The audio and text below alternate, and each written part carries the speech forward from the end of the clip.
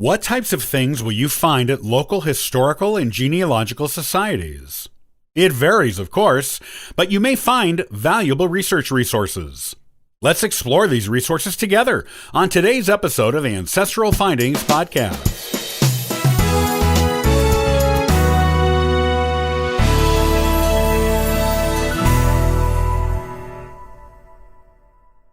Are you having an issue with a stubborn brick wall in your genealogy research?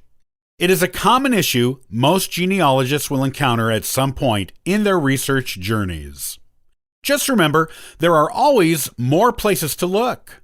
When you think you have exhausted all of your sources of information, such as census records, old newspapers, vital records, church records, military records, wills and probate records, and more, you still have more places you can look.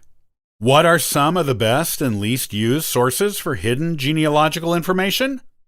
Local historical and genealogical societies. If you haven't made use of these resources, you should. Local historical and genealogical societies have information you won't find anywhere else. This is because they collect information on the people and events of the local area. Many families donate their genealogy research and heirlooms to these societies because they record the history of the place where their family lived. It is only natural to want one's family history to be preserved in the place where they lived, or continue to reside. If you take the time to explore these local societies, the chances of you finding something incredible that will greatly further your research are pretty high. What types of things will you find at local historical and genealogical societies? It varies, of course, but you may find valuable research resources such as diaries, old letters, family photos, compiled genealogies from previous generations, cemetery maps, including locations of unmarked graves and who is in them, wills that weren't filed with a court, written family stories that people want to preserve, history books on local history, including things that may have affected your ancestors, old newspapers and newspaper clippings that haven't been digitized online.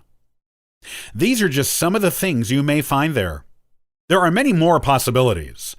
I once found the name of a 4 times great-grandmother I'd been searching for over 2 decades at a local county historical society. It was included in a letter written by one of her sons on behalf of the Civil War widow's pension claim of one of her daughters.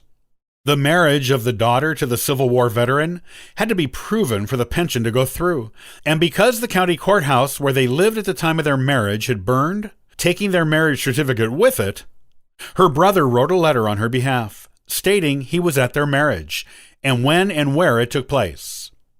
He mentioned it took place at their mother's house and gave her first name. Not only did I get the first name of this long-missing 4 times great-grandmother, I'm still looking for her maiden name, I got the name of her younger sister I knew my 3 times great-grandfather had, based on pre-1850 census records. The letter in support of her pension claim didn't exist anywhere online or in any courthouse I'd been to. The only place I ever saw it was at the local county historical society, so I can guess the widow's descendants donated the original letter to the society at some point. This just goes to show you never know what gems you will find at these places, and what blanks they will fill in on your family tree.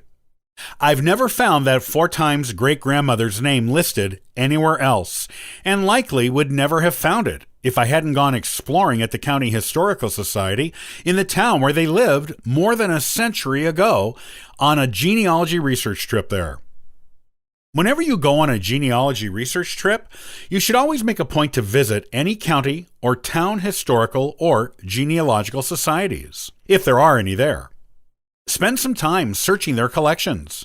Ask questions of the volunteers there, as they may know of your family, know things about them, or at least be able to point you in the direction of where you might find more information on them. I've had people at these societies direct me to living descendants of my ancestors who are still in the area and have been able to meet and talk to those lost cousins and learn much more about those branches of my family tree. Sometimes these connections will even have old family photos or compiled genealogies that have not been donated to any group or organization yet. But if you don't ask at the local societies, you will never meet these people and get the information they have preserved in their branch of the family all these generations. It is well worth a trip whenever you are in town. If you can't travel physically to those societies, look them up online and see if they have any or all of their collections digitized. You might be able to get some good information without leaving the house or even having to talk to anyone that way.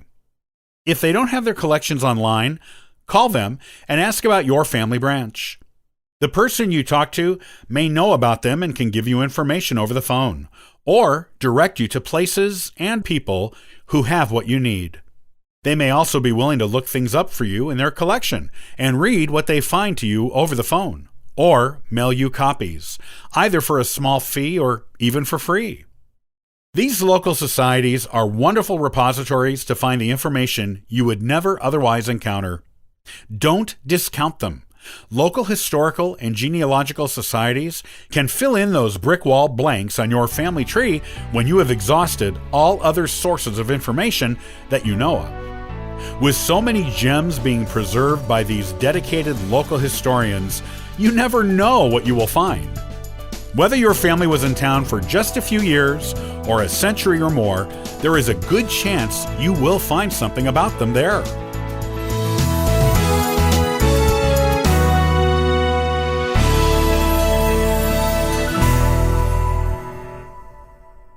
Do you know much about Patrick Henry beyond his name?